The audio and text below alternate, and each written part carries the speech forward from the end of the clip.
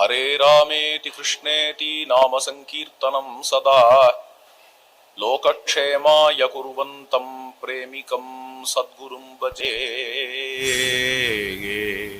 Sri Krishna Premi Swamigal, fondly called as Sri Anna, is a great Acharya,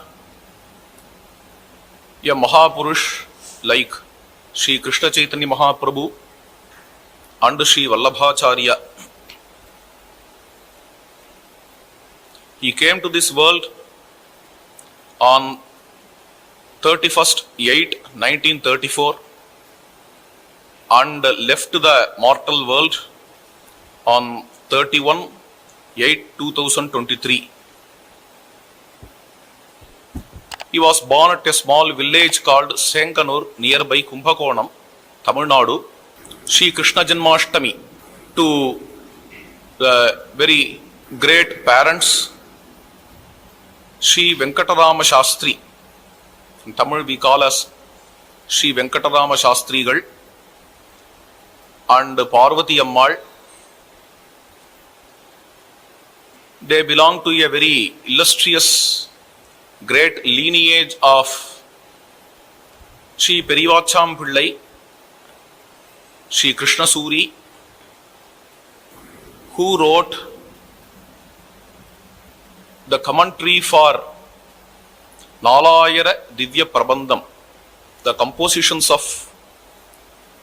Alvars, the great Tamil saints. His is the only commentary for all compositions of Alvars, for all 4,000 songs. The commentary is a Shastra based commentary, and he is the first commentator for Maharshi Valmiki's Ramayana.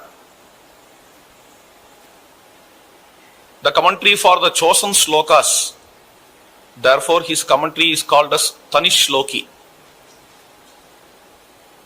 The celebrated commentaries like Govindarajiyam and all, few of them came based on Periyacham Pillai's Divya Prabandha and Ramayana Vyakhyanam. So, Sri Anna belongs to that great lineage. He himself is talking about his lineage in the shloka Madanvaye Matpitrabhir Mayacha Maharshi Tulyair Mahito Mahatma Mad Bhagadeyaha Maninu Puradyaha Kodandaramaha Kuladaivatam Me. My Kuladevata Sri Ramachandra is worshipped and celebrated by my ancestors Mad Anvaye Mad Pitrabhir Mayache, and me too. My ancestors are like rishis, Maharshi Tulyaihi Mahitaha, the great rishis, and by them Sri Ramachandra Kodandarama, who is the Kuladevata, is still, even now he is residing in our house in Senganur. Maharshi Tulyaihi Mahitaha Mahatma. Sri Anna is talking here about that Kodandarama. In his small age, Sri Anna was joined in a nice Patashala belonging to Tiruvadai Marudur. He completed Taittiriya Brahmanam, Krishna Yajurveda there, and most of the portions of Taittiriya Samhita. And it is here he studied with the celebrated Swamigal of Kanchimat, Jayendra Saraswati Swamigal, whom we all call as Pudu Periyava. And for some vital reasons, at the end of fourth Kanda of Taittiriya Samhita, he came back to Senganur. Then also he continued his study under the guidance, under the tutelage of Sri Muthu Krishna Shastrigal the remaining kandas, 5, 6, 7, he learnt from Muthukrishna Shastrigal, Tiruppanandal, which is situated nearby Senganur. Finally, he learnt Ekagni Kandam also from Sri Muthukrishna Shastrigal.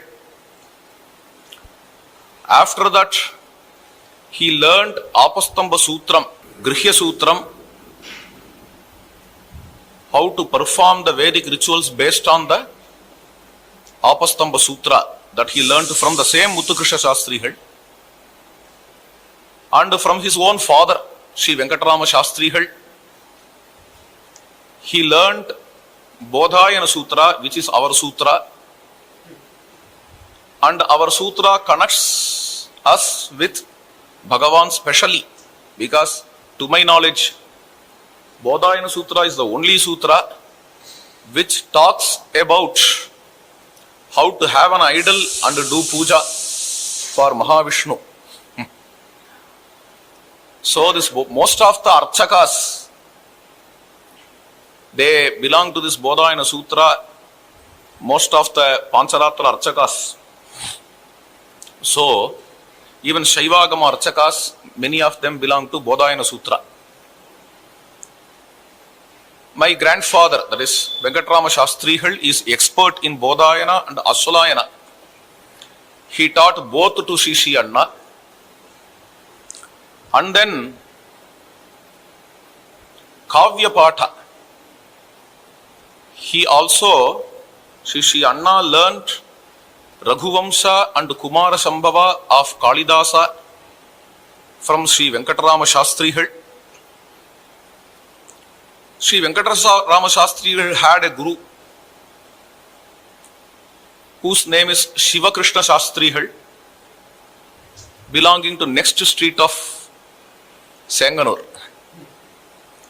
From him also Sri Anna learnt some Prauda Kavyas. Kumara Sambhava, Raghuvamsa and Bhoja Champu, these are the Kavyas. After that, he learnt Magha, a very famous Kavya. And then all these things are about his Sanskritam and Veda. After all these things, his ashraya towards yoga, he started to practice yoga. He was in yoga for several years. A great Siddha Purusha of those days, his name was Shiva Prakashananda Giri. This great Swamiji came to Senganur and saw this small boy. Swamiji blessed Sri Anna with the great mantra, Dwadasakshari Mahamantra. From that day onwards, Sri Anna went to deep meditation for days together, months together, years together. Sri Anna used to sit in deep meditation. For the anukulyam of meditation, to add the strength to meditation, Sri Anna learnt Hatha Yoga from a yoga center belonging to Kumbhakonam, which also belongs to the yoga tradition of Sri Shiva Prakashananda Giri. He wanted that yoga from the same Guru. Therefore, Sri Anna learnt and practiced 82 yoga asanas, then several pranayamas, kriyas and mudras and bandhas. This is how he was in yoga for several years. In Patanjali Yogashala, once he met a great Swamiji, Brahmananda. This Brahmananda is another Yogishwara and a Siddha Purusha, whom the devotees fondly call as Cyber-ji. Because when somebody asked, what is your name? He just wrote in mud, he drew 0. 0 is Cyber, right? So he is called as Cyber-ji. this great soul, he insisted Sri Anna to move with the people, not just to be a recluse, to sit all alone in the forest and cave and mountain, to move with the people, to move with the samsarins, and for that the medium is Bhagavad Guna. Bhagavad Guna Pravachanam. Shukadeva, having his anubhuti, having his spiritual experience, he shared the spiritual experience with all the samsarins. The same way, you also have to move with the people. This is what Saibarji said. These are all the gurus of Sri Anna. And Bhagavan Bodhendra, he belongs to Jagadguru Peetham, Kanchi Peetham. He is a very great guru for Sri Anna. While Sri Anna was a small boy, he went to have a darshanam of Kanchi Mahaswamigal. Kanchi Mahaswamigal came to Tiruvadai Marudur. Mahaswamigal was sitting and Sri Anna was just looking at the lotus feet of Swamigal. For few minutes, they were experiencing the silence. After that, Mahaswamigal stood up. He started to walk, followed by Sri Anna. Both of them were walking. Sri Anna crossed river Kaveri. Mahaswamigal crossed river Kaveri, followed by Sri Anna. The other bank is Govindapuram. Mahaswamigal entered into Govindapuram and showed the Adhishtanam of Bhagavan Bodhendra. So from the depth of heart, Sri Anna from that time accepted Sri Bhagavan Bodhendra as his guru, and in his dream Sri Bodhendra came and offered Ramanaam, about which Sri Anna is singing. Kara Kamalam Mame Sirasi Nidhaya Karunam Chakre Gurunathaha. In his composition, he sings about how Sri Bhagavan Bodhendra came in the dream of Sri Anna and offered Ramanaam. It was a wonderful day to him. From that day onwards, he submitted his heart to his Gurunathal, Sri Bhagavan Bodhendra. A beauty with Sri Anna is he gives an extraordinary importance to Sampradaya. Even though Bodhendra, even though he had Swapnadeeksha, Swapna Upadesha from Bodhendra, in Sampradaya it is important. He had that reverence to Sampradaya. Next day he came to Govindapuram, and in Adhishtanam, whoever is doing puja there, he will give Ramanama. That Ramanama also he got. Though Bodhendra came in his dream and gave Ramanama, the next day he came here. That's the beauty with Sri Anna. Due to the blessings of great Yogishwaras like Shiva Prakashananda Giri, Swamigal, and Brahmananda Swamigal, Shastra Spurti came from the heart. It is natural for Sri Anna. He did not learn Shastra from anybody. He might have gone to Veda Patashala, he might have learnt Kavyam, he might have learnt Sanskritam from others. That is different. But no Shastra he learnt from anybody. As leaves grow in a tree, this is what a poet said, like that. Naturally, Shastra came to him with the blessings of great soul. But still, Sri Anna honors the tradition. Later, Sri Anna resolved to deliver discourses on Upanishads and Brahma Sutra Before that, he invited our teacher, Sri Sivaramakrishna Shastrigal, from Thiruvannaikaval to Srirangam, and he requested Sivaramakrishna Shastrigal to just read the whole Upanishad Bhashya for a month in Tula Masa, which is a very celebrated month for river Kaveri. Every day he had bath in Kaveri, and morning he was sitting and listening. Sivaramakrishna Shastrigal was chanting the whole Shankara Bhashyam and the Upanishads and Brahma Sutra with Bhashyam. He chanted the whole thing. It was just reading. Sri Anna was listening. At that time, he said to me, I am going to deliver discourses on Brahma Sutra and the Upanishad. Before that, to honor the tradition, once I had this Ramanaam from Sri Sivaramakrishna Shastri. This is the greatness of Sri Anna. Even though Shastram is natural to him, he honors the tradition in this way. That time in Govindapuram, the Bhagavatar who was there doing Aradhana of Bhagavan Bodhendra was Raja Bhagavatar.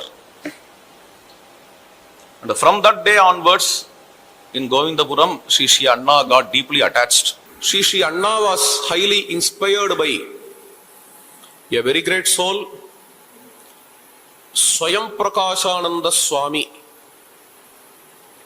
whose samadhi is in, whose adhishtanam is in a small village named Mudikondan. Swayam Prakashananda Swami is also called as Alangudi Periyaval, since he belonged to the village named Alangudi. And this Swayam Prakashananda Swami is a pioneer to Sri Anna in spreading Srimad Bhagavata Puranam in Tamil Nadu.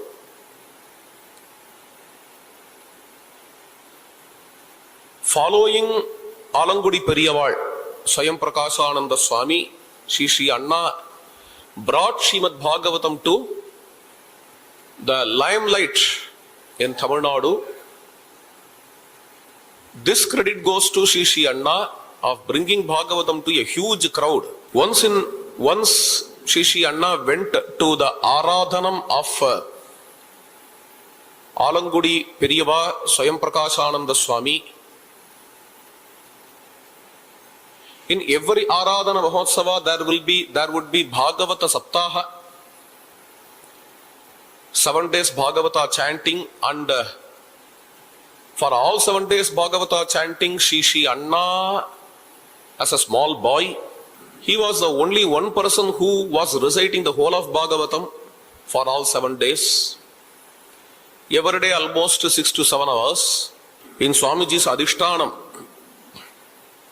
he requested Swamiji to make him understand a chapter in Bhagavatam which is called as Shruti Gita.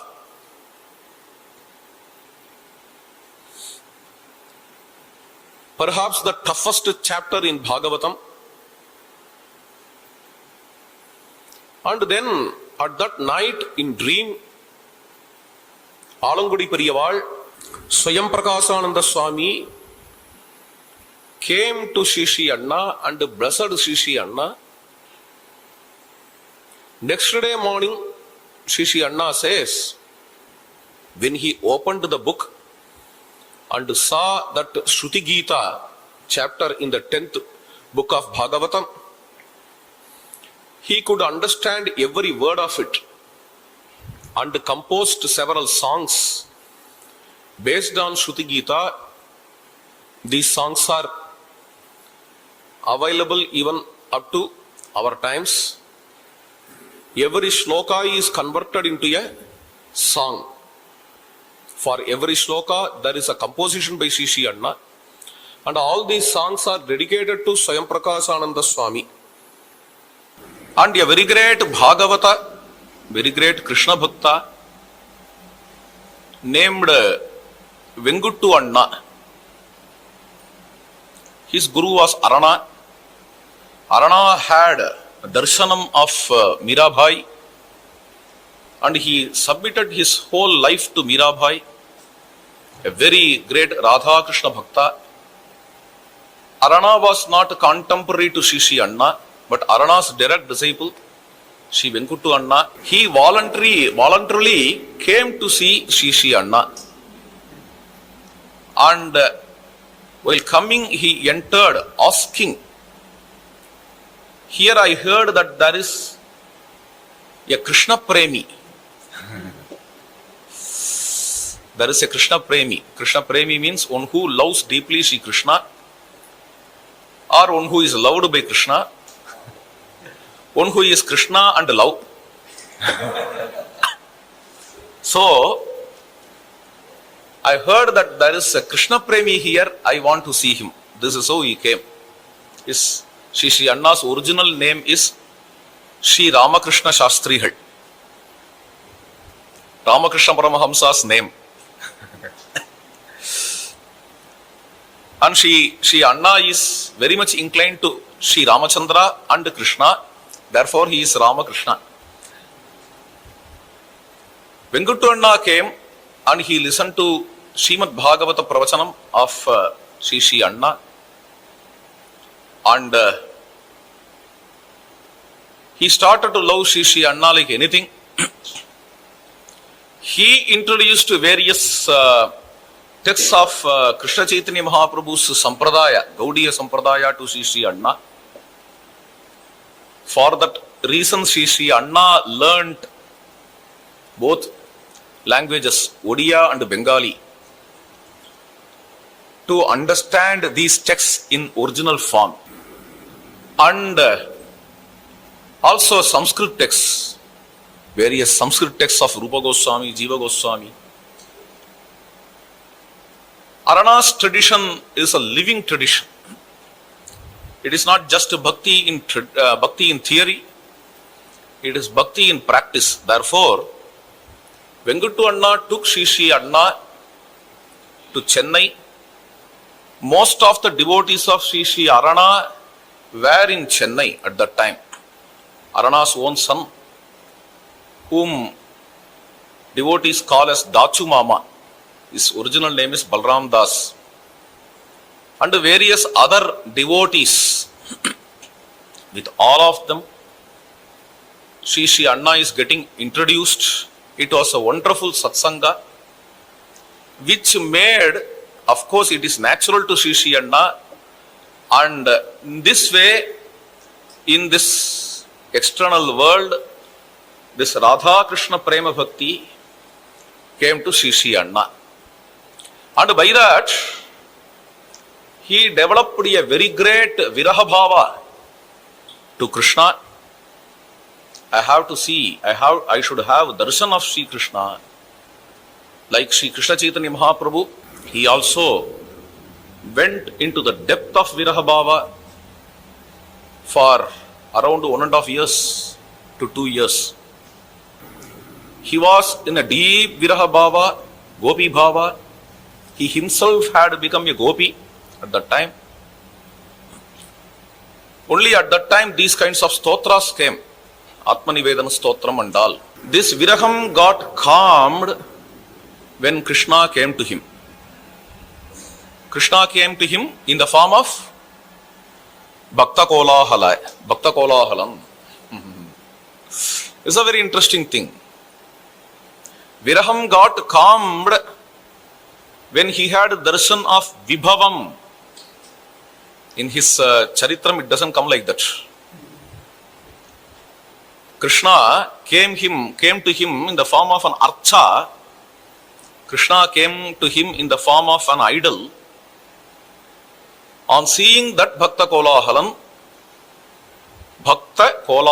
one who gladdens his devotees, one who calms the Viraha Bhava of his own Bhakta, that is Sri Anna, therefore he is called as Bhakta Kolahala. Sri Anna is the Bhakta whose Viraha Bhava was calmed by Bhakta Kolahala, therefore he is Bhakta Kolahala. And again, this Bhakta Kolahala is the deity of Siva Prakashananda Giri, one who gave Dwadasakshari Mahamantra to Sri Anna at the age of 8. Now, while Sri Anna is young, Bhakta Kolahalan came to him. About Bhakta Kolahalan, Sri Anna wrote a very great grantha named Bhakta Kolahala Stotram. There he talks about the great Siddhas who are doing puja to Bhakta Kolahala. Kevalram Yogi did tapasya and had darshan of Bhakta Kolahala. And he was performing puja to Bhakta Kolahala. He gave this deity to Siva Prakashananda Giri. From Siva Prakashananda Giri, Bhakta Kolahala had come to our Sri Anna. And from that day onwards, Sri Anna conducted various pujas to Bhakta Kolahala. Nityotsava, Masotsava, Pakshotsava, Brahmotsava. All these pujas, Vasantotsava, Navaratri Utsava. He got engaged in this Rasamaya, Bhaktimaya. Can we call it sadhana or anushtana? I don't want to use these words. This is anubhava. This Bhaktimaya, Rasamaya, Premamaya, Anubhava. In this he got engaged. And this has become his routine, and this is the fixed path for him now. Once he practiced Hatha Yoga, Raja Yoga, and hours together he was in meditation. Now he started to adore this Bhakta Kolahala, doing Alankara to Bhakta Kolahala, doing Dolotsavam to Bhakta Kolahala, doing Suprabhatam, Prabodhanam to Bhakta Kolahala, Puja for Bhakta Kolahala, Vasantotsava, Masotsava, all these things to Bhakta Kolahala itself becomes a path. Path means path needs a goal. Path is sadhana and some sadhyam should be there, but for Sri Anna, Bhakta Kolahala Puja is sadhanam and sadhya. Prema is sadhya, nama is experience, so nama is sadhana. In this way, Sri Anna's life got turned as a whole by this great deity, Bhakta Kolahala. This is the background of Sri Anna. Up to this, we have seen the background of Sri Anna. All these things happened just before 20 of Sri Anna. Let us see about the various granthas, various compositions, various contributions of Sri Anna. There is not even a field which is not touched by Sri Anna in his contributions regarding the various fields of Samskrita Sahitya, Sanskrit literature. For example, when we think of Sri Anna's contributions, the first and foremost which come to our thought is Sri Vaishnava Samhita. It is an itihasa. Vaishnava Samhita is an itihasa, hagiography, means the stories of saints. In various historical texts, you may see only the stories of kings, the rulers. Can't we write a history where the historical records of the great sadhus recorded? Because India is the land of sadhus. Vaishnava Samhita is a literature of Vaishnavas, Vishnu devotee sadhus. It all starts with the first book. It has 10 books. It's Vaishnava Samhita, around some 10,000 verses, very simple verses. Simple and sweet verses. Deliberately simple. All verses are in Anushtup Chandas. couplets. The first book is about Advaita Sampradaya, Shankara Sampradaya. Recognizing the Vaishnavatva of Shankaracharya is very important. It starts with Shankaracharya's story, how Shankaracharya was born in Kaladi, in the bank of Purna Nadi, a Krishna temple, how Aryamba was devoted to it, how Shankara was born. Starting from that, the whole life history of Shankaracharya, and then the Vaishnava Bhaktas who were in the tradition of Shankaracharya. Who are they? Tyagaraja Swamigal, Bhagavan Bodhendra, Marudallur Sadguru Swamigal, Sridhara Ayyaval, Sadashiva Brahmendra, and in Kerala, Narayana Bhattadri, Poondanam, so on and so forth. The second book talks about Sri Ramanujacharya's tradition, Alvars and Acharyas. Mudalalvargal, Nammalvar, Bhudatalvar, Peyalvar. After Nammalvar, Thirumashi Alvar, Kulasekara Alvar, Thirumangi Alvar, and Andal, Godaji. And then following the Alvars, Acharyas came Nathamunigal, Alavandar, Sri Ramanuja, and Parashara Bhatta, Uratalvan, Nambillai, Perivachambillai, so on and so forth. The third book is about Madhvacharya's tradition. Consequent books, 4 books, are dedicated to 4 Brindavana tradition. Krishna Chaitanya Mahaprabhu's tradition, Vallabhacharya tradition, Hitahari Vamsa tradition, Nimbarka tradition, Rupa Goswami, Jiva Goswami, Sanatana Goswami, so on and so forth. Then Mirabai, Gopinathacharya, Vithalnatha Goswami, Suradas, all these great souls. Then the 8th book belongs to Jnaneshwar tradition, Varkari Sampradaya, where Namdev, Tukaram, Kora Kumar, etc., they all come. Janabhai, they all come. Then the 9th book, Sri Ramananda Sampradaya, the devotees of Ayodhya. Sri Ramananda, and then Tulsidas, Goswami Tulsidas, Sant Kabir, and Ayodhya Rasikas like Ganesha Devi or Mama Prayagadas, so on and so forth. Of course, Ayodhya is deeply connected to Bhadrachalam.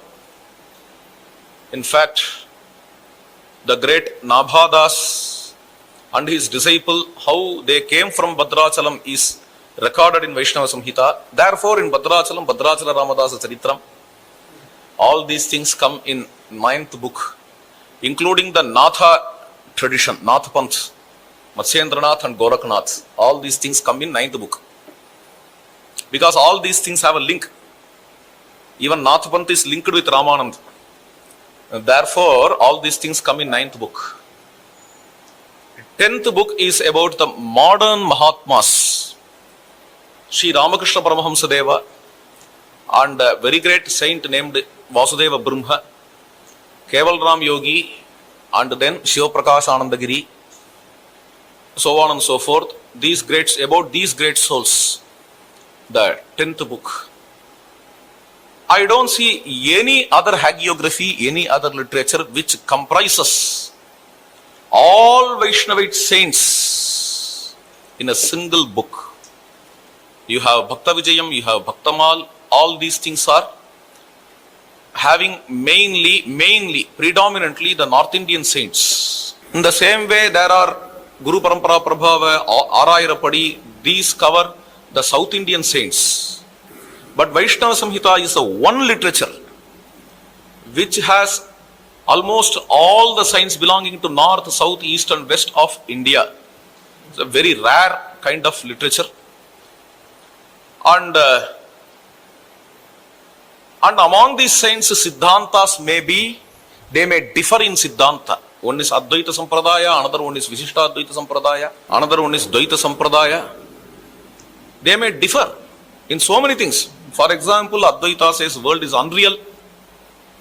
Dvaita says world is real. In so many ways, they may differ.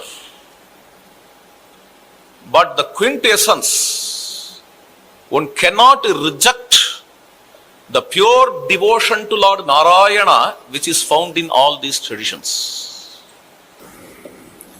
The devotion which the Alvars have, you can't underestimate the devotion of Tyagaraja Swamigal, belonging to Advaita Sampradaya. Okay. Or you can't underestimate a Gaudiya soul's devotion. Maybe Rupa Goswami's devotion. You can't tell that Mirabai is inferior to Andal. They may belong to various traditions, various sampradayas belonging to various siddhantas. One may say Jivatman and Paramatman are one. Another one say Jivatman is different from Paramatman. But the devotion which is experienced in the heart, it is purely an experience. Bhakti Shastra says, Shanta Swarupatvat Paramananda Rupache. What is the Pramanam of Bhakti? Bhakti Sutra says, Swatah Pramanatvat. Bhakti is self-evident. It flows from heart. No amount of theory can make you to experience this bhakti. This prema, this bhakti. We did not have darshan of Krishna Chaitanya Mahaprabhu or Vallabhacharya. But with our own eyes, in our life, we had darshan of Sri Anna, who is the embodiment of bhakti. And we understand the Swarupa of Bhakti on seeing him. The Swarupa of Bhakti, the form of Bhakti, this is how Bhakti is. We may perform thousands of rituals. We may conduct even several bhajans. We may conduct several sadhana bhaktis. Various Sita Kalyanams and Radha Kalyanams are going on in Tamil Nadu. Various bhajans are conducted. Various temple worships are conducted.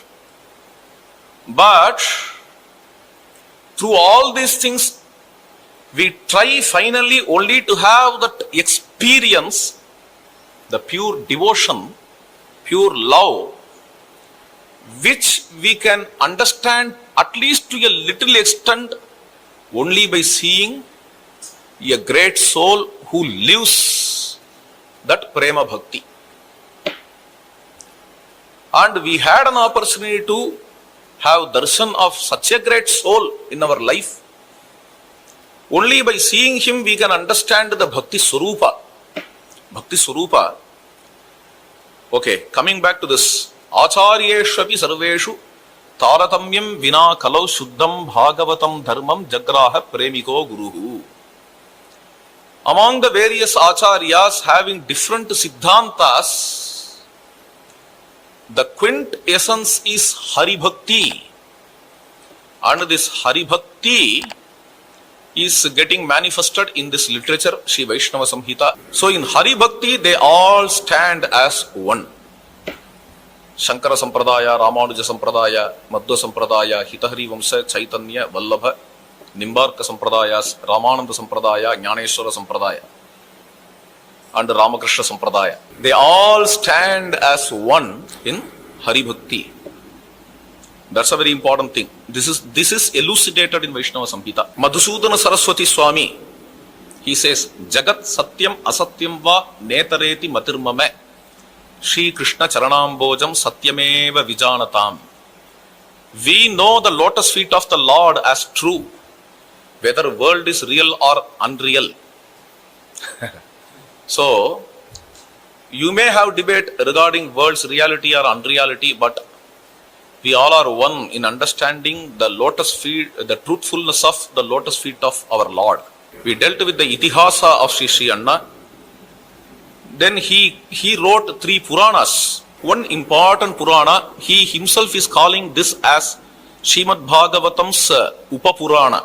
This is Brindavana Mahatmyam. It also has thousands of verses, around I think some 8,000 verses. We need to count. This Brindavana Mahatmya is a very great epic Purana, which establishes Sri Krishna as the supreme Bhagavan. And it shows how Sri Krishna incarnates in various ways, how Brindavana was there in every epoch. In Krita Yuga, Dhruva came there and did tapasya, and in Treta Yuga, Ambarisha performed Ekadashi Vrata in Brindavana, and in Dwapara Yuga, we need not explain at all. Sri Krishna incarnated in Brindavana, did performed various leelas. And in Kali Yuga, the great souls like Chaitanya Mahaprabhu, Vallabhacharya, they all, Hitahari Vamsha, they all had Brindavana as their life. Therefore, in this way, Brindavanam is existing in all yugas. So, in this Brindavana Mahatmya, especially in Vaibhava Kanda, Krishna's multifaceted personality is explained. How Sri Krishna is a Rasika, how Sri Krishna is a very great Veera, Mahavira, how Sri Krishna is a very great statesman, how Krishna is visionary, how Krishna is Jagadguru, how Krishna is Yogeshwara, how Krishna is a Vedantin. All his aspects are discussed in this great Kanda, Vaibhava Kanda, and Bhagavata Dharma Kanda, how to perform Krishnopasana. This is described in detail. In Devi Kanda, Radhaji's birth, growth, and her marriage with Krishna is detailed. It's a very important Kanda because before Sri Anna, such a life history of Radha Devi, for that there was no account at all. Even though Radha is mentioned somewhere in some Puranas like Brahma Vaivartaka Purana and Padma Purana and Devi Bhagavata and all. Radhaji is mentioned in some places. Of course, devotees like Hitahari Vamsa, they all celebrate Radha Devi. But Radha's Swarupa, Radha's life, where like Andal, she gave her heart to Krishna and she submitted her life to Krishna. This whole thing is brought out in this Devi Kanda. It's a very important thing. Divya Vibhuti-s, next Purana, which may have some around some 5,000 verses. This Divya Vibhuti-s, Divya Desa in Sri Vaishnava Sampradaya means a pilgrim spot which has Alvar Manglacharan, means Alvar's compositions. Alvars composed several songs to that kshetra. This is called as Divya Desa. So, various Sthala Puranams of these Divya Desas are collected and they all are brought together as a single book. This is also a very rare epic, rare literature. To my knowledge, only one literature where you can see the Sthala Puranas of all Divya Desas existing in India. In this way, India is getting united. All these Divya Desas, starting from Badrikashrama to Tirupulani, Setukarai, nearby Rameshwaram. All these Divya Desas, their stories are recorded. This is a Purana, Divya Desa Vaibhava. And the third Purana is Vyasa Vijayam. This is a very important work. This records the life history of Veda Vyasa. We have Bhakta Vijayam. We have so many books. But Vedavyasa's life history, one who recorded the life history of Yudhishthira, Panchapandavas and Sri Krishna, that Vedavyasa's life history has to be compiled, should be brought. It is available in various Puranas and in Mahabharata itself. So, those things have to be brought.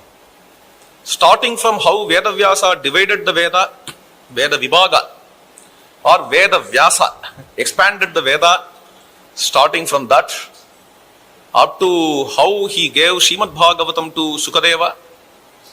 The whole life history of Veda Vyasa is recorded in this Vyasa Vijaya. Then Lagustotramala.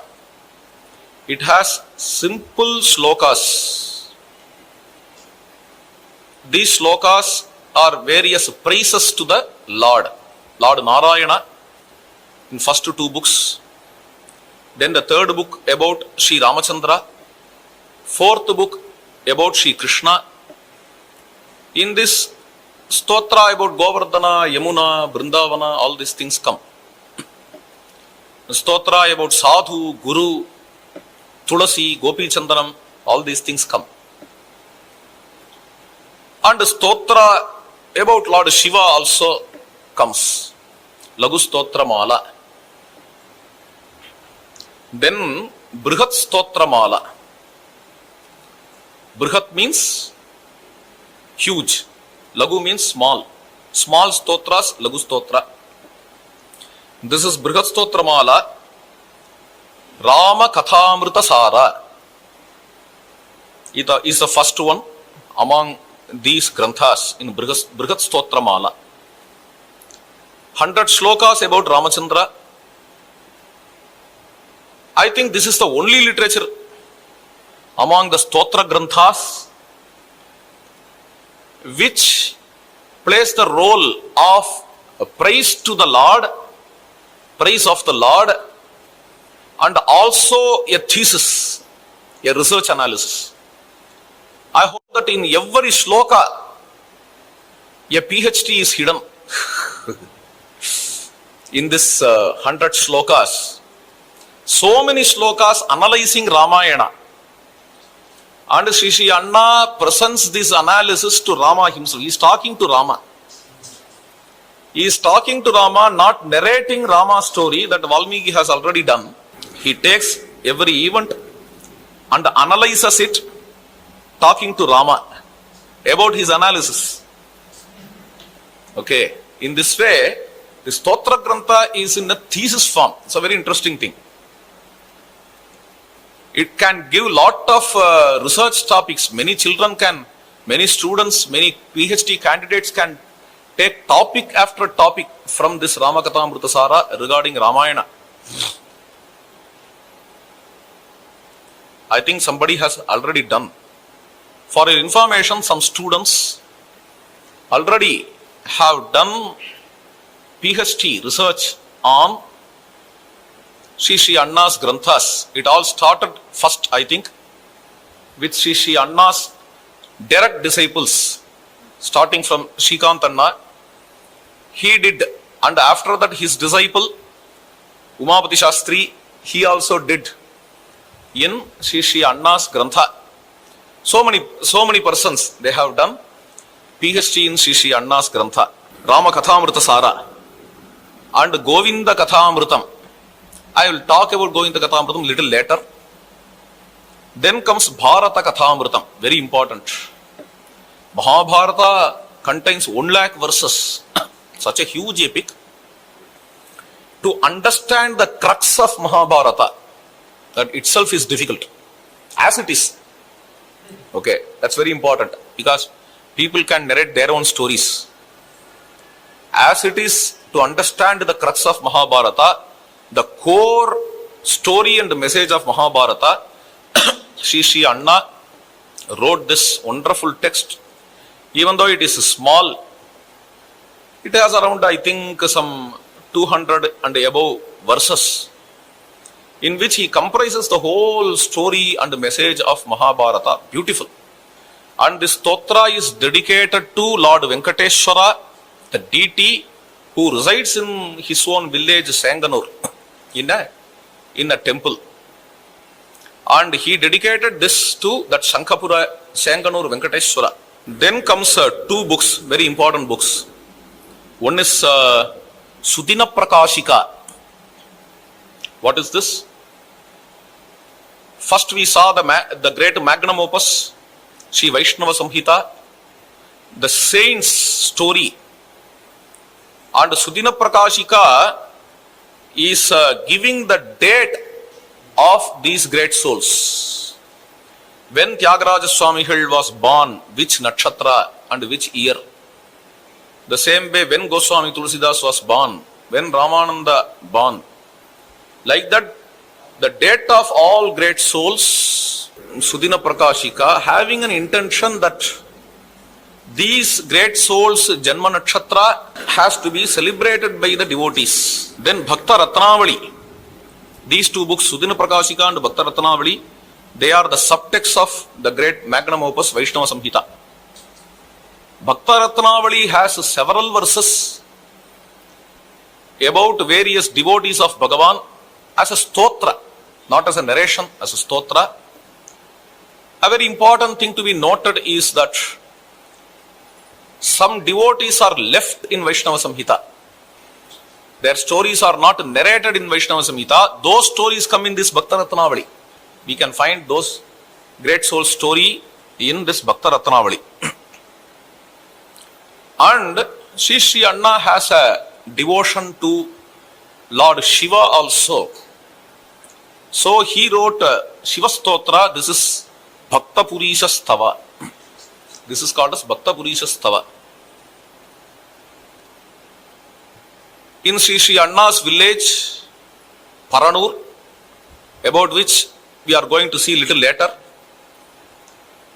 he installed, of course, already existing temple. He renovated the temple of Lord Shiva, that is this Bhakta Purishwara, and regarding him this stotra appears. And normally there are some Vishnu Bhaktas, Vishnu devotees in the name of Vishnu devotion. Some people may develop hatred towards Shiva, and some in the name of Shiva devotion, some, not all, they may develop some hatred towards Mahavishnu. Long back, our Puranas reconciled. Even in Vishnu Puranas, like Vishnu Purana and Bhagavatam, we have the glories of Shiva. And in Shiva Purana and Skanda Purana, we have glories of Lord Vishnu, especially in Vaishnava Khanda of Skanda Purana. All the praises of Lord Vishnu are available. Even the great Vaishnavite souls like Madhvacharya quite often quote Vedanta Desikar. They quite often quote verses from Skanda Purana, from Vaishnava Khanda. So, there is no need of hatred. But unfortunately, the hatred gradually comes only in a peripheral layer. But Sri Anna, being a very great Vishnu devotee, he is singing the glory of Lord Shiva in Bhakta Purisha Stava. How a Vishnu devotee sees Lord Shiva, how he praises Lord Shiva. If you want to see an example for that, you have to go through this Bhakta Purisha Stava, in which he is talking about how Shiva is chanting Ramanaam and Shiva's love towards, Shiva's deep affection towards Mahavishnu and Mahavishnu's affection towards Shiva. These things are not ignorable. These are found in our Puranas. About all these things, Sri Anna is praising, and about the Shiva devotees like Jnana Sambandhar, Appar, all these things, Kannapanayanar, all these things are found in Bhakta Purisha Stava. And then I was already mentioning Atma Nivedana, which Sri Anna is in very great Viraha Bhava, separation of Krishna. He was crying, that cry became a stotra, that is Atma Nivedana. That was at his tender age, maybe in his teens, that is Atma Nivedana. And after Bhagavan's Avirbhava, Bhakta Kolahala came to Sri Krishna, Bhakta Kolahala came to Sri Anna, Bhakta Kolahala Stotram came. Sri Anna established Bhakta Kolahala in a very great village named Paranur. Paranur is something like, to Shri Anna, Paranur is something like to Shri Ramakrishna Paramahamsa Dakshineswaram. So here, Bhakta Kolahala was installed in a very nice temple, small and sweet temple, where always the devotees gather to have darshan of this Bhakta Kolahala Murti. So Bhakta Kolahala Stotram is also a kind of similar to Bhakta Ratnavali. The devotees of Bhakta Kolahala, about them, Bhakta Kolahala Stotram is singing. Starting from Keval Rama Yogi, Shiva Prakashananda Giri. After that, the devotees like Vasudeva Tata, Vasudeva Brahman, Sri Ramayana Mama, Ranganatha Iyer, and also Nagaraja Mama, so on and so forth. And Balarama Shastrihal, Sadhu Baba, the great devotees, how they have various experiences with Bhakta Kolahalan, all those things are recorded in Bhakta Kolahala Stotram, a very great work. Then comes Sri Anna's Kavyas, various Kavyas. First, starting from a simple Kavya, which is only with Anushtup Chandas mainly. This is Rukmini Parinaya Mahakavya. Second one is Janaki Vijayam, mainly with the Indravajra kind of meter. Then Radhika Vilasa Champu, then Vasantotsava Nataka. There is something common in all these four kavyas. What is that common? All these four kavyas are about, here the center is woman. Rukmini Parinayam is about Rukmini Devi. Janaki Vijayam is about Janaki, Sitamma. Radhika Vilasa Champu, again about Radhika, Radha Devi. Vasantosava Nataka is also about Radha Devi. That is how the kavyas come. Very interesting. In Rukmini Parinayam, marriage, Krishna Rukmini Vivaha, even though Bhagavatam says Rukmini wrote a letter to Krishna and invited Krishna, and Krishna came, Krishna took Rukmini and their marriage happened. Sri Anna's unique contribution is, this is what Rukmini's father wished. This item is not against Bhagavatam. Somehow it is missing in Bhagavatam. Bhishmaka, Rukmini's father, is a great Krishna Bhakta, devotee of Krishna. He wanted to give Rukmini only to Krishna. But this fellow Rukmini's elder brother, he was a very great obstacle. And he was a wicked also. Therefore, Bhishmaka was afraid of Rukmini. Because if I go against Rukmini, he will imprison me like Kamsa imprisoned Ugrasena. I am an old man. Therefore, from the depth of heart, he just prayed, "Oh Krishna, this Rukmini is yours. You come and take her." And later also, while there was a war between Rukmini and Krishna, Krishna won Rukmini and took Rukmini to Dwaraka. And then Rukmini's father came to Dwaraka to offer Rukmini to Krishna. This wonderful narration, this Bhishmaka's devotion part, is very important in this Rukmini Parinayam. One interesting thing, in that Ammi Midittal, Asmaropana, they say Asmaropana in the marriage ritual, matrimonial ceremony, the husband has to lift the toe of a bride and place on the stone. Atishthamam asmanam asmevattam sthira bhava. This is the mantra. May you be as strong as this stone. Bridegroom is telling to bride. He has to touch the feet, toe and place on that stone. Very feministic. Huh? And place on that stone. There, Sri Anna describes, later in Pandharpur, Rukmini has to stand upon the stone.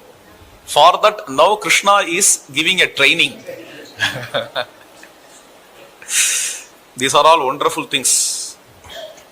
Rukmani Parinayam. And then Janaki Vijaya Mahakavya. Normally, many bhaktas, not only atheists, but also the devotees of Ramachandra, they are very heavy-hearted, they feel very painful regarding Sita Devi's second exile. In this way, several devotees of Rama around Sri Anna, like Vasudeva Brahmam, they felt very sad. They felt very painful in their heart regarding Sita Devi's second exile.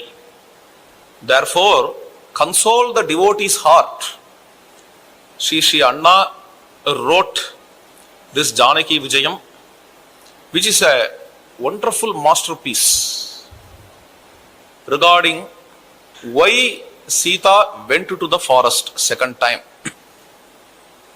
It is the sankalpa of Sri Ramachandra for his own sons, Kusha and Lava, to learn Ramayana in Valmiki's ashrama.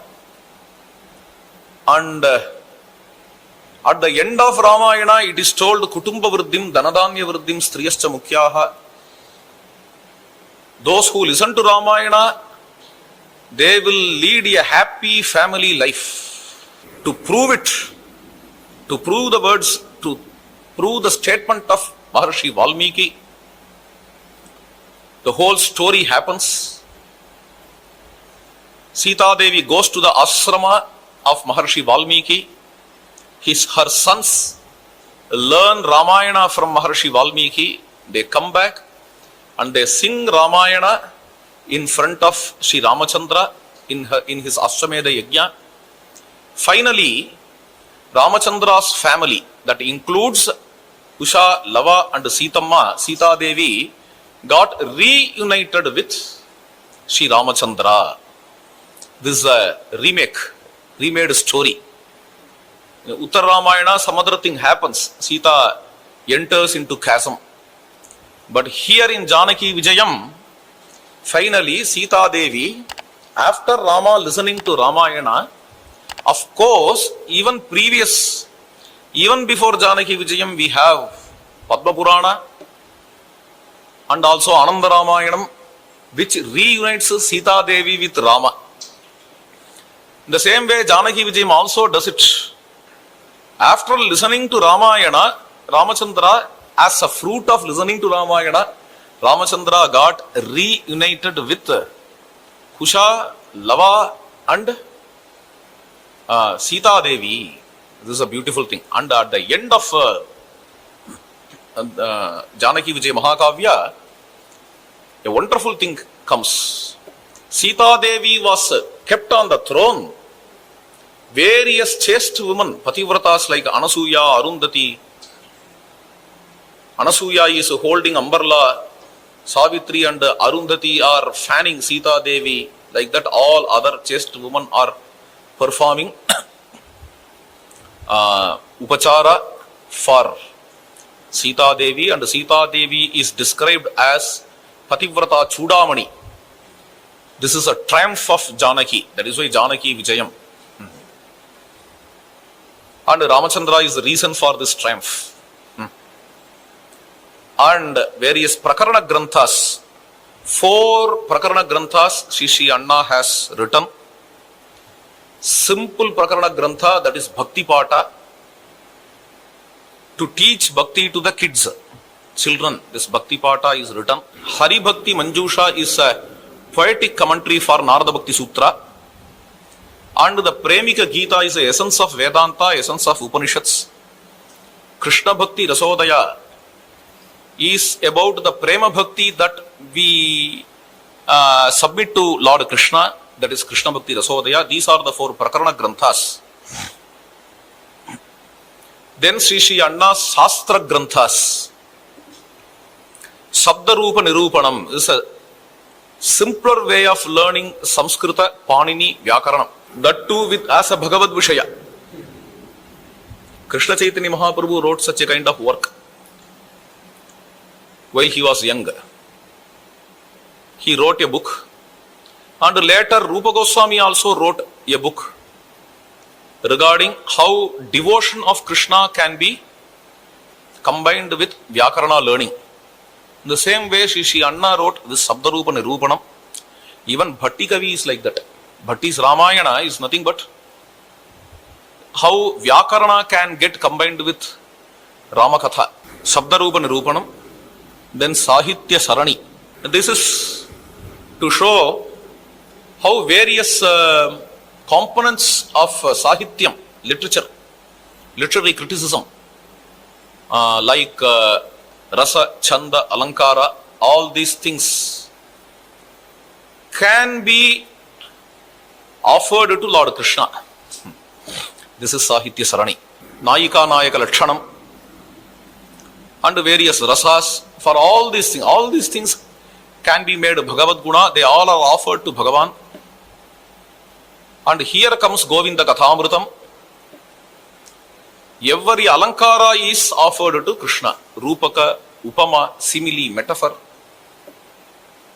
so on and so forth. Virodha Bhasa, oxymoron, all these Alankara, figures of speech, they all are submitted to Lord Krishna in Govinda Kathamruta. Nyaya Nalini is a text of logic, Nyaya and Vaiseshika. This is the essence of Nyaya Vaiseshika Sutras. Why this text has to come? See, very important. How from Nyaya I we can see Bhagavan. See, all these Shastra texts are written not just because I also have to contribute something. These are unique contributions. How to submit Sahityam to Bhagavan, how Nyaya Shastra can be submitted to Bhagavan, how Vyakarana Shastra can be connected to Bhagavan's Leelas, how Mimamsa can be connected to Bhagavan, that is Mimamsa Manjari. Then after doing all these things, Vedanta Kalpaka Phalam, Vedanta Shastra. This is also essence of Upanishads. How Vedanta is connected to Bhagavan and the Vedantic concepts, ideas, Sravana, Manana, Nididhyasa, all these things are explained in this Vedanta Kalpakapalam. And these are simple granthas and then Prauda granthas among Shastra granthas. Bhagavata Dharma Shastram. We have great Dharma Shastrams named Nirnaya Sindhu or Vaidyanatha Dikshitiyam. Here is one Dharma Shastram, this is Bhagavata Dharma Shastram. How Bhagavatas in this Kali age can practice Dharma and how this Kali Dharma, Nama Sankirtana and Sadhu Seva, all these things can be practiced in our life. It has 4 kandas, Karma Kanda and then Upasana Kanda, then finally Jnana Kanda, Achara Kanda, Upasana Kanda and Jnana Kanda. These are the components of Bhagavata Dharma Shastra. And then Acharya Hridayam. Here Acharya is Adi Shankara and Shankaracharya's heart is getting revealed. Regarding Shankaracharya, there is a very interesting thing. In due course of time, unfortunately, what happened? After the departure of Sri Shankaracharya from the mortal world, the aspect of Ishvara gradually became very dim, almost disappeared in due course of time. In the great scholarship of Advaita Vedanta, always only this Nirvishesha Brahman is emphasized, discussed everywhere. How Bhakti element of Shankaracharya, understanding of Ishvara, Shankaracharya's understanding of Ishvara, not just by the Stotra Granthas of Shankaracharya, that everybody does. Everybody does. I am talking about how this Bhakti element of Shankaracharya, understanding the Ishvara concept of Shankaracharya, is found in Shankara's own Bhashyam, Shankara's own commentaries. That is very important. How in Kenopanishad Bhashya Shankaracharya is dealing with Ishvara. Brahma Devebhyo Vijigye, that chapter starts with a very long introduction which runs around for 10 pages about Ishvara.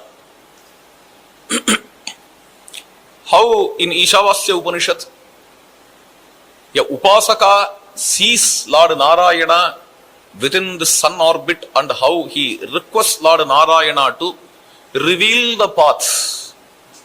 Tattvam Pushan Apavrunu Satya Dharmaya Drishtaye. In this way, in Upanishad, Ishvara Tattva Jnanam and Vishnu Paratvam are hidden. Unfortunately, which did not come to limelight, and this aspect of Shankaracharya is detailed in Acharya Hridayam, very important text. And Adhikarana Saraswatam is another text. Krishna Chaitanya Mahaprabhu once said, Srimad Bhagavatam itself is a commentary of Brahma Sutra. Of course, Bhagavatam is telling that. Arthoyam Brahma Sutranam.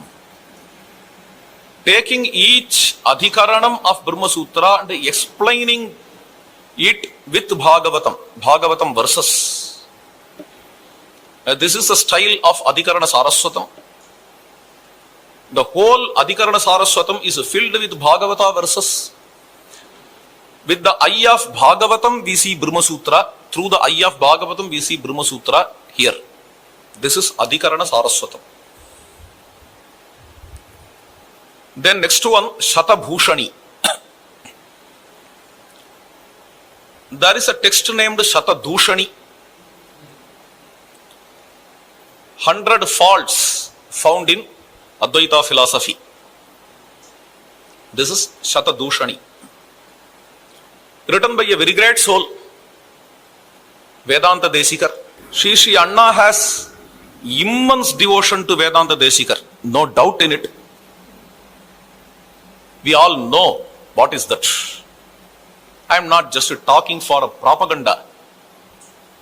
We all personally know what devotion Sri Anna has to Vedanta Desikar. In spite of that, with all due respect to Vedanta Desikar,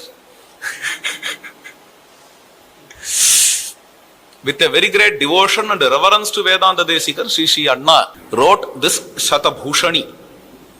Shatabhushani is a humble answer to the several faults found by the Swami about Advaita. This is purely Shastrik, not a trivial thing. Neither Shatadushani nor Shatabhushani is a trivial text.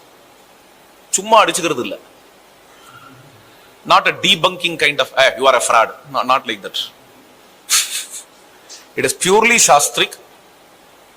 Even to understand that Shatadushani, one needs a lot of intelligence. Lot of intelligence. And to understand Shatabhushani, of course, Shata means multitude. Shata means many. Shata not just means 100. It has two meanings. 100 is one meaning. Multitude is another meaning. I hope that in Swami Desikan's mind, Shata must have meant multitude. Therefore, he stopped just, I think, with 70s. Shatadushani is not 100 fault. Okay, 60s or 70s, there he stopped. Okay, there he stopped. But Sri Anna took the remaining 30 we will write. And we shall give answer for all the 100 as a whole. And that is how this Shatabhushani came. Okay. It's a fantastic text, brilliant text. He wrote this in his 80s. I think at the age of 82, he wrote this Shatabhushani. It is also a kind of experience. It's also a kind of anubhavam. not just a scholarly text, even though it is scholarly. If you go through this Shatabhushani, you can go to that experience. You can understand it. Such a kind of Draksha Bhagam it is. Draksha Bhagam in the sense, for experience I said, it's a Draksha Bhagam. Okay. Now let us go to the compositions of Sri Anna, that is songs. Sri Anna's Kirtanas. Very interesting. Sri Raghava Shatakam. We all have sung here in Ayodhya. Yesterday and today, a wonderful Mahotsava. And Sri Raghava Shatakam, in 100 songs, he is celebrating Sri Ramachandra. And then Govinda Shatakam is about Krishna, 100 songs. Radha Madhava Shatakam, singing about Radha and Madhava. And about Radhika ji, Radha Devi, Radhika Shatakam. Then Radha Madhava Yugalam, Yugala Shatakam. And then Kirtanavali. Kirtanavali is based on Alvar's compositions. All 108 Divyadesam, all these Divyadesams were sung by Sri Anna. It's a very interesting, important contribution. Based on Alvar's poems, Alvar's Pasurams. They call it as Pasuram in Tamil. So, and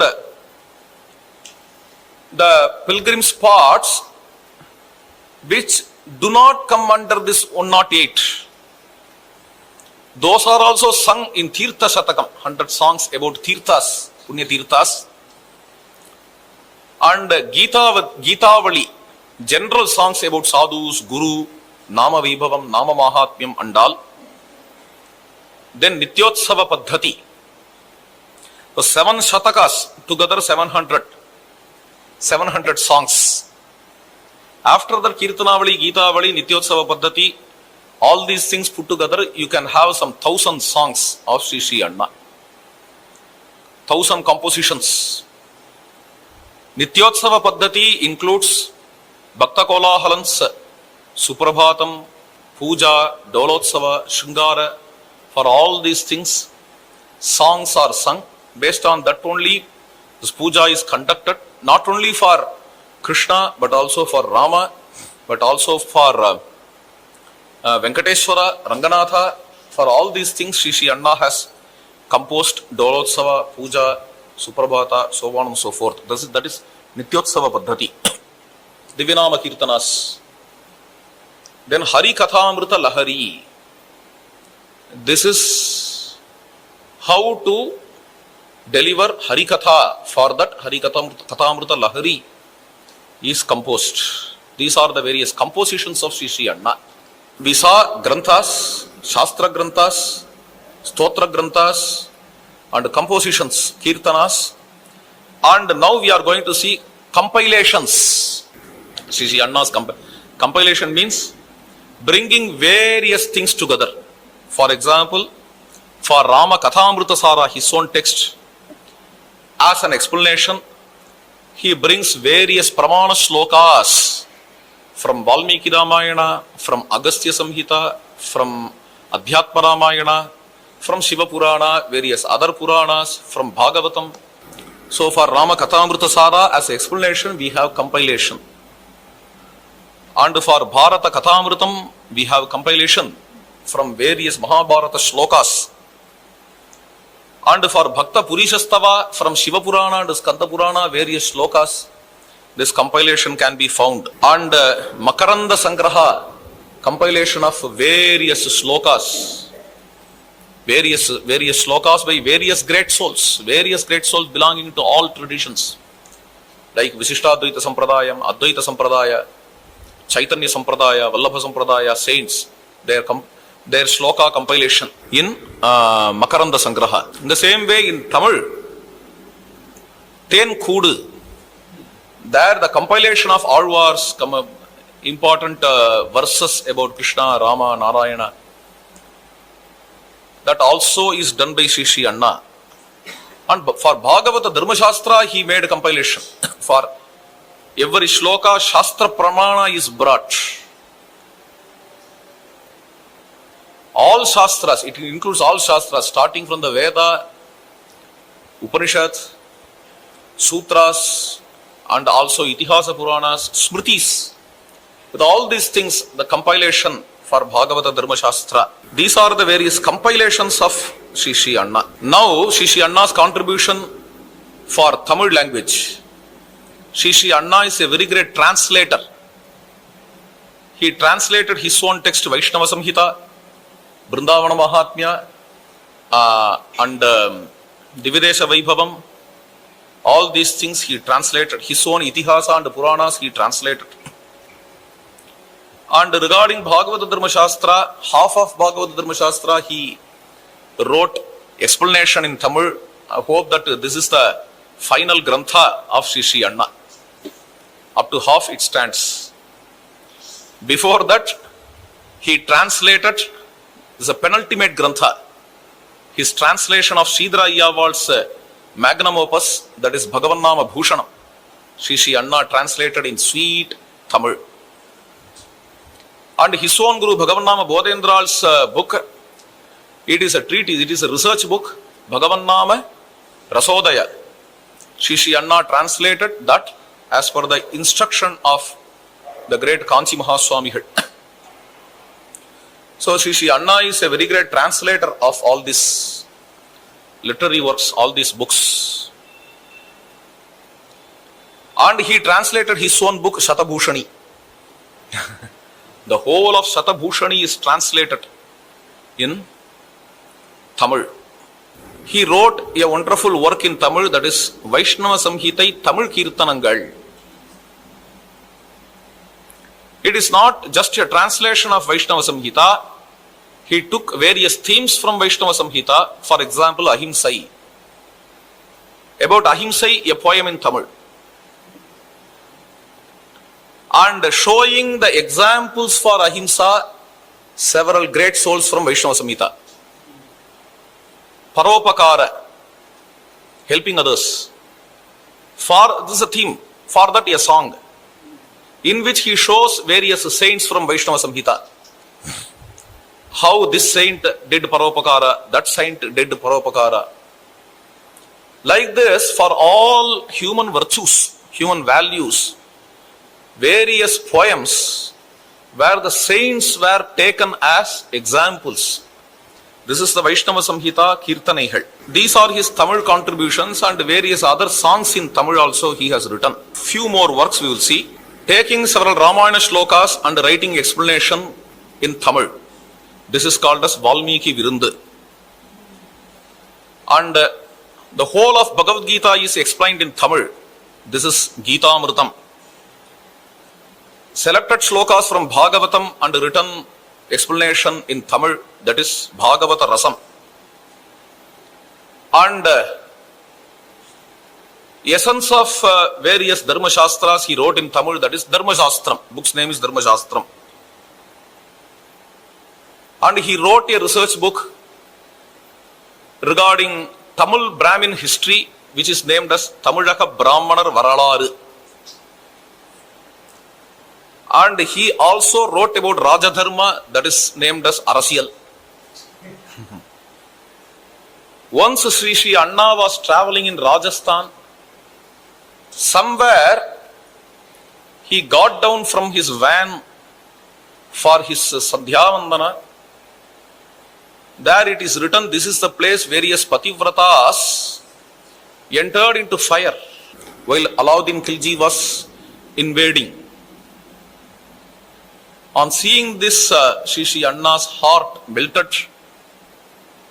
He was going on contemplating upon various Pativratas. Why can't I write? Bhakta Vijayam is there. We need a Sati Vijayam.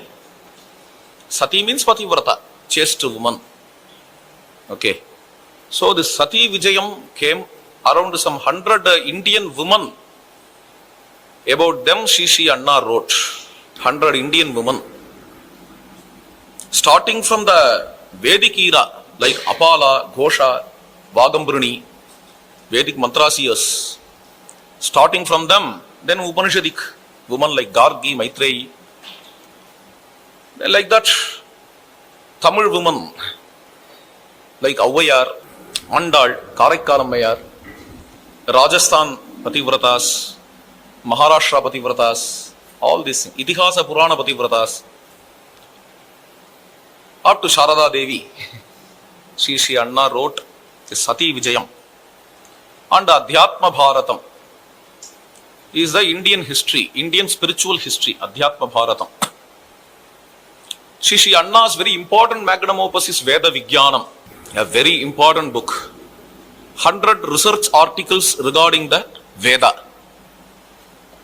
It includes so many things regarding Vedic Samhita, Vedic Brahmana and Upanishads, about Pratisakya, about Pada, Krama, Ghana, Vedic deities, Vedic yajnas, how many yajnas are there? Vedic religion, karma theory, faiths based on Veda, sciences based on Veda, various shastras are offshoots of the Veda. In fact, various religions are the offshoots of Veda. Zoroastrian religion, how it came from the Veda, and later how it took various other shapes also. Zoroastrian religion, how it took various other shapes also. How Vedic cultures, amshas, parts are found throughout the world. And what is the goal of the Veda? It is, some people say Veda doesn't prescribe or Veda doesn't have idol worship. Veda doesn't talk about the form of God. Some people say like that, tell like that. But Sri Anna in his Veda Vijnanam clearly shows how Bhagavan's Kalyanatamam Rupam, Ishavasya Upanishad says, the last chapter of Shukla Yajurveda. So the most auspicious form of Bhagavan is described in many places. We all know Rudram, which starts with the form of Rudra, right? Yate Rudra Shiva Tanuhu Aghora Papakashini Tayanas Tanuva. That is how it comes. So, O Lord, please come with your auspicious form to us. So, like this, Bhagavan's form, Bhagavan's name, how all these things have a place in the Veda, how bhakti is found in the Veda, how Nama Mahatmya, Nama Sankirtanam is found in the Veda. All these things occur in this great magnum opus Veda Vijnanam. These are Sri Anna's contribution to Tamil language, Tamil literature. And then Sri Anna's contribution. Anna composed a few songs in Hindi about Lord Krishna, about Brindavan. And Sri Anna composed Marathi songs, 10 songs in Marathi regarding Vittal of Pandharpur. And Sri Anna composed several Kannada songs regarding Melkottai, Chellapillai, Sampath Kumara and Udupi Krishna. Sri Anna composed several Telugu songs, I think 25. It is all about Lord Venkateswara. These are Sri Anna's songs. Okay. So up to this we have seen Granthas of Sri Anna. I am just only talking about the contributions and the background of Sri Anna, that's all. I am not talking about any experience and all. Just a record of Sri Anna's contribution. Next, Sri Anna's voice recording. Upanyasams, pravachana-s, divine discourses. What are the discourses? Let me start with the Veda. Okay. Now, all these things are in recorded form. I am talking only about that which are got recorded. Selected mantras from the Vedas and Vedic rituals. Almost all Grihya rituals, starting from Jata Karma to Vivaha and also the Pitru Karmas and also this Upakarma. All these Veda mantras and Purusha Sukta, Shri Sukta, Vishnu Sukta, Narayana Sukta, Rudram. For all these things, Sri Anna's Pravachanam is available in Tamil. And then for all 10 Upanishads, Sri Anna's discourse is available in Tamil. Then for whole of Bhagavad Gita, Sri Anna's Pravachanam is available. Vishnu Sahasranama. Vishnu Sahasranama with Shankara Bhashya, Sri Anna's Pravachanam. Of course, then Ramayana and Mahabharata. Srimad Ramayana Pravachanam, Sri Ranganatha Iyer's, Sri Ramayana Mama's 80th birthday, Shatabhishekam. For that, this Pravachanam was conducted 9 days, Ramayana Navaha Pravachanam. Every day 4 hours. So this Pravachanam is available. Sri Anna delivered that discourse, Ramayana Pravachana. Here I want to mention another thing also. His own ancestor Krishna Suri or Periyachambillai wrote a Ramayana commentary, the first available Ramayana commentary named Tanishloki in Manipravalam language. This also Sri Anna delivered separately. Tanishloki Ramayana is available in as a recorded version. Mahabharata, 2 versions are available. One for 9 days Mahabharata lecture. Another one 80 days Mahabharata lecture. 80 days Mahabharata lecture of his Satabhishekam and Srimad Bhagavata Pravachanam. Very glorious, very celebrated one. And then Skanda Purana Pravachan, Vishnu Purana available. And then Kumbhakona Mahatmya. This is available. Vaishnava Samhita, Divya Vibhuti-s, all these things are available as Tamil Pravachanam-s. Also, Krishna Chaitanya Mahaprabhu Charitram for 7 days, Bhakta Vijaya, and Sri Ramanuja Vaibhavam, Sri Ramanuja's hagiography, Guru Parampara Prabhavam, about Alvars and Acharyas, their stories, and a very important contribution of Sri Anna. Alvar's compositions, 4,000 songs. Every song is taken and given explanation in Tamil, recorded. This is recorded with the commentaries of Nambillai and Periyachambillai. Periyachambillai mainly comments based on Ramayana. After delivering lecture on that, Sri Anna explains the same pasuram based on Bhagavata. In this way, Nalayira Divya Prabandham, 4,000 verses of Alvars in Tamil are explained in detail by Sri Anna. That is also available in recorded form. Then Rahasyatraya Sara of Swami Desikan. This is complete with the reference of Sri Vaishnavites. For them, this Rahasyatraya Sara discourse got revealed. And then his own composition Harikatamrita Lahari, for which Sri Anna gave Pravachanam. And Swami Desikan's another literature, Dayashatakam, the Stotra Grantha, which Sri Anna delivered as a discourse, which is available. And the whole of Narayaniyam, Narayana Bhattadri's Narayaniyam, in Chennai, he delivered this lecture. In Guruvayurappan temple, Nanganallur, the whole of Narayaniyam lecture is available. These are the various discourses of Sri Anna, covering starting from the Veda to Puranas and the compositions of the great souls. Especially when the whole of Tamil Nadu was suffering from sinking in the deep darkness of anti-dharma propaganda and anti-Hindu propaganda, Sri Anna's discourses were and are very much helpful.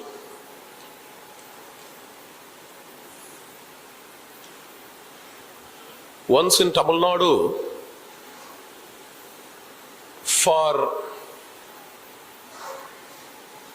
almost all social evils and problems, Hindu Dharma was blamed. Hindus were blamed. Hindus were stamped as the causes of all these social problems. They were forced to hang their heads down. They were bullied. They were brought into difficulty, especially they were ridiculed by misquoting their shastras, their scriptures, and showing their icons as bad, showing the Itihasa Purana characters as wicked and evil, and misrepresenting the stories of Itihasas and Puranas, misrepresenting the pure devotion of the great devotees.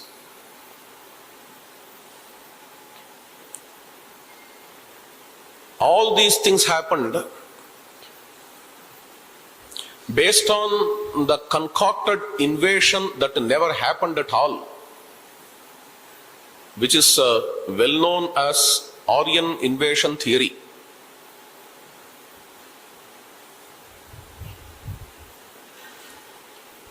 Based on this, what we can call as Vikalpa, Shabda Swarupanupati, Vastu Shunyaha Vikalpaha, verbal delusion. The Aryan Dravidian verbal delusion. People were brought into a very deep, confused state, whether to go to the temples or not, whether to worship or not, whether to have pride in our culture or not. What is our path? People gradually have started to miss the clarity regarding their own culture, regarding their own worship, religion and rituals. This was the state when Sri Anna delivered lots and lots of discourses. He did not condemn anybody, he did not criticize, he did not hurt anybody's sentiments, but by being a living example for the pure devotion, he made the people to understand what is the devotion, and with the eye of devotion, how we have to approach our culture, our Bhagavan. With the eye of devotion, how to see Sri Ramachandra and Sri Krishna.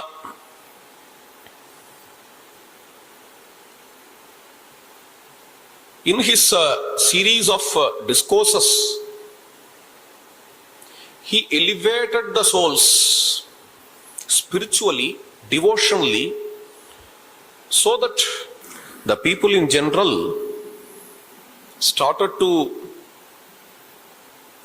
see the whole of the culture in a different viewpoint. Their hearts were filled with the devotion, and they saw the whole thing, the Ramayana, Mahabharata and the Puranas, with the eye of devotion. The crucial events in Ramayana, there were various debates in Tamil Nadu regarding Vali Vadha, the destruction of Vali, and Sita's fire ordeal. All these things are beautifully answered by Sri Anna in his discourses, and also in his great literature named Sri Rama Kathamritasara. In the same way, the the style, the way in which he deals with Mahabharata, the war of Karna, and Draupadi Swayamvara, all these things clarified the doubts of the people in lot regarding the devotion of Krishna too. With the eye of devotion, when we approach the Krishna Leelas, how we can understand these great Leelas in a profound way.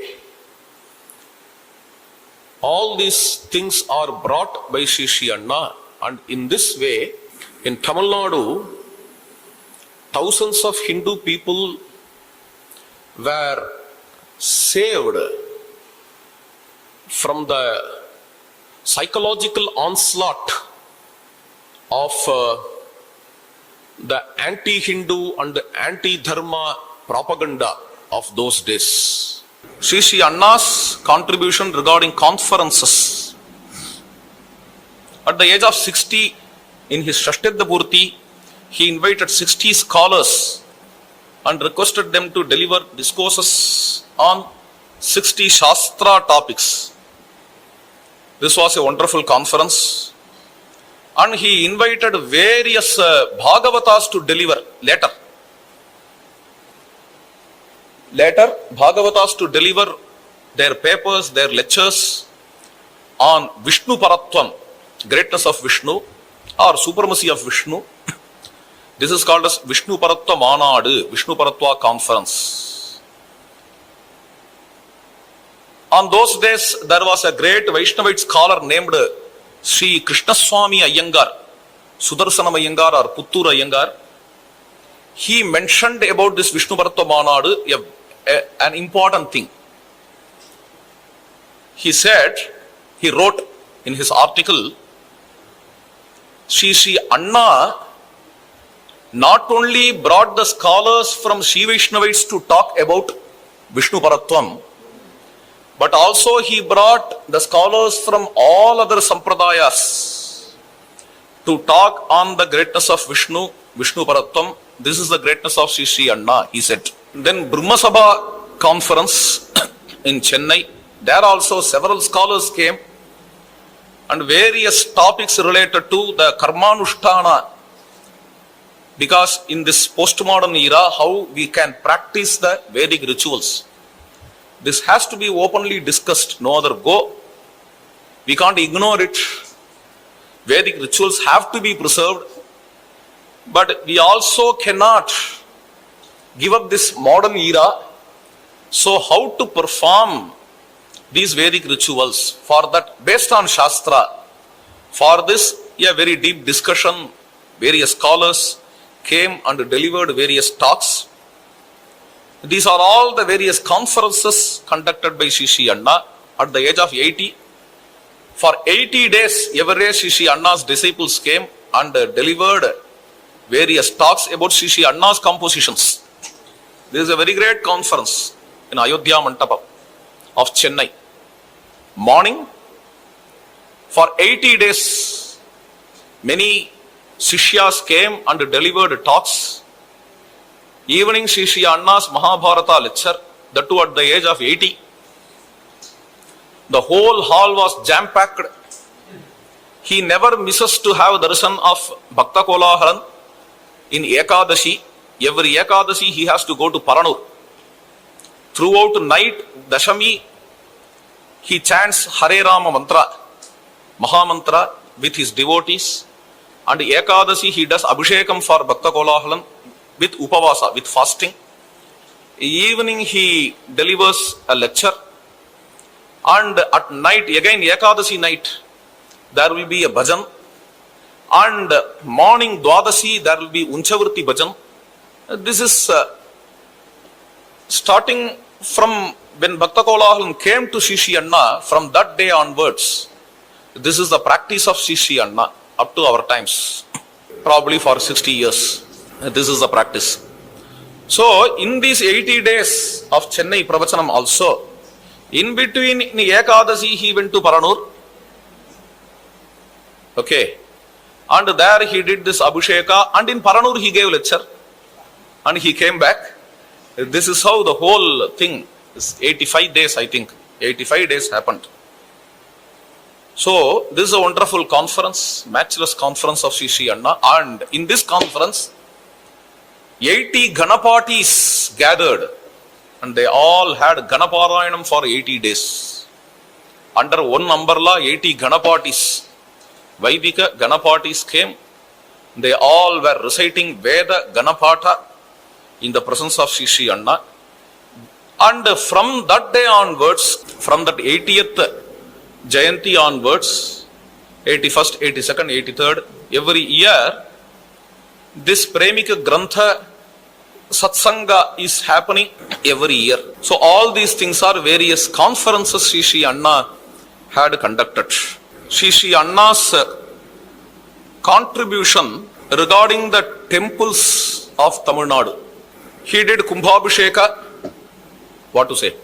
He renovated Senganur Venkateswara temple, his own village temple,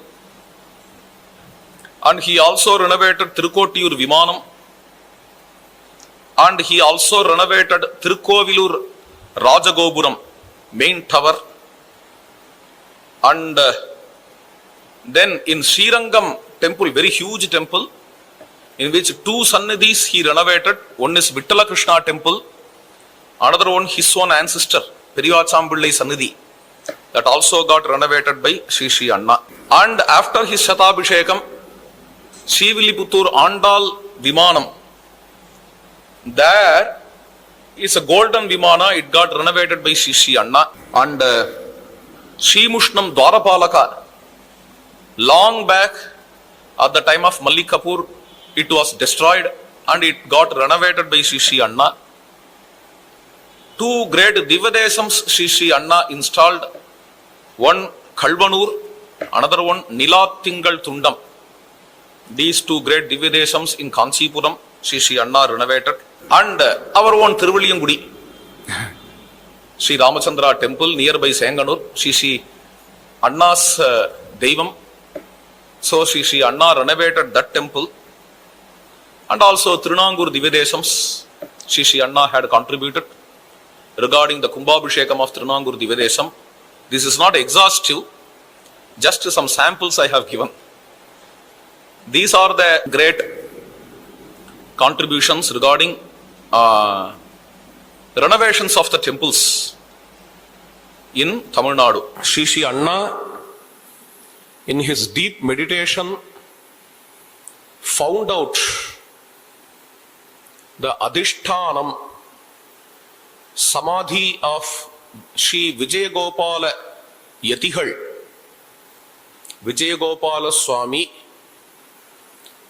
Sri Vijayagopala Swami is a very great Bhagavata in Sampradaya Bhajan tradition. His compositions are very important. And his Adhishthanam, his Samadhi, was found by Sri Anna in a beautiful village named Polagam. Even now that Samadhi is there, and Sri Anna inaugurated the Aradhanam of this Adhishthanam. Every year it's happening. Apart from various sevas and kainkaryams to the sacred spots, pilgrims, Divyadesams and Kshetras, Punya Kshetras and Punya Tirthas, normally throughout his life he engaged himself in various service activities to the human beings. Marriages of many poor people were arranged by Sri Anna. Donations to Upanayana Samskara for many poor kids were offered by Sri Anna. Constantly helping the people of various kinds. For education, for both Veda Pathasala education and for the poor children's education in modern schools. In this way, Sri Anna got involved throughout his life in various Purta Dharmas silently. He never opens his mouth and says that I am doing this, I am doing that. But effortlessly and silently, he got engaged in all this Purta Dharmas. And Sri Anna's own ashramas, the first and foremost is Paranur, Bhaktapuri. Bhakta Kolahalan is residing there. Lord Narayana, Lakshmi Narayana is residing. Bhakta Purishwara Shiva is residing. And of course, Brindavana, Jaganmohana, Bhagavan Jaganmohana is residing in Brindavana, Prema Madhuri Kunj. Then Senganur, Sri Anna's own house, where our Kuladevata, Sri Ramachandra is residing. Of course, in Senganur, a Vittal Mandir, Sri Anna renovated, Sri Anna installed. While he was a small boy, he made that Vittala by his own hand. And this temple got constructed. And Vasudeva Bhajanashrama of Srirangam, Madurai Azhar Kovil, Melkottai, Periyachambillai Bhajana Matham, in Madurai Azhar Kovil, Kurattalvan Ashrama. It is called as Kurattalvan Ashrama. And in Pandharpur, Dwarakadishwara temple, and in Kanchipuram also, Bhagavatas who come there to have darshan of Varadam, for them an ashrama is established, etc. This is not exhaustive. So these are the matchless contributions of Sri Anna in his life, and it is beyond words. We can't restrict. It's something like restricting the space, restricting the infinite space. How can it is possible? How can be it is possible? So, you can see very great souls. I was telling yesterday, like Kanchi Swamigal or Sri Yatiraja Matam Jiyar,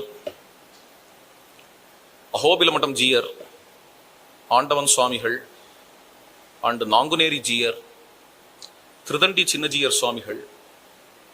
They all have a very great abhimana. Thirukudandai Andavan Swamigal. These Sakatapuram Swamigal. And not only these are sannyasins, therefore I mentioned. And great grihasthas, if we start to tell, so many things are there. They all, the grihastha great souls, they all have a deep reverence towards Sri Anna. If we have to talk about Sri Anna, we need to talk, we have to go, we will be going on talking hours together. So many things are there. In fact, thousands of devotees, they have their own experiences, personal experience. Because Sri Anna is, Hindi mein kahte hai, marmik. Sri Anna touches the heart. Hridayasparsi in Sanskrit. Hridayasparsi they say. So, touching the heart, Sri Anna touches directly the heart of thousands of devotees. Therefore, if we start to talk on those things, then it will become endless. Now, Anena Viramamaha, I am just bringing here only his matchless contributions in nutshell.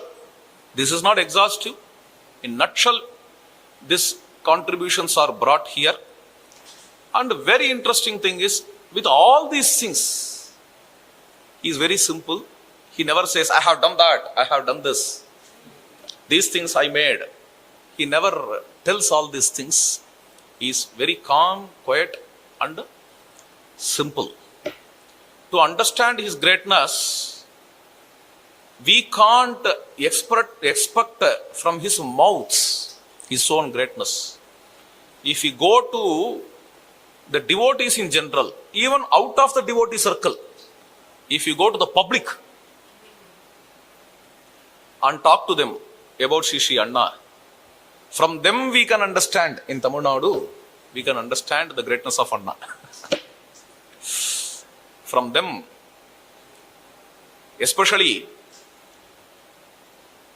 at the time of the departure of Sri Anna, immediately after the departure of Sri Anna, how many persons in Tamil Nadu wrote about him, talked about him in Facebook, so on and so forth. We think Sri Anna has a devotee circle. These devotees are attached to Sri Anna. But Sri Anna is like a son. For some unknown reasons, some people may not have an opportunity to come directly and have contact with Sri Anna for some reasons. But they also, such kind of persons also, glorify Sri Anna. They also talk about how Sri Anna is a Vadigati. Sri Anna is a torch bearer and he showed the way to them. That kind of understanding we could see at the time. So, this is the Mahatmyam of Sri Anna. So, we all pray Bhagavan Ramachandra, who is here in Ayodhya, Sita Vallabha. Sri Anna came here and installed this Murti, Sita Vallabha, we all know, before some 8 years. From that day onwards here, in Premika Sampradaya, based on Premika Sampradaya, Suprabhatam, Dolotsava, all these things are conducted. We all pray Sita Vallabha to follow the path of devotion laid by Sri Anna under the guidance of Sri Anna. Janaki Kanta Smaranam Sita Vallabha Lal Ki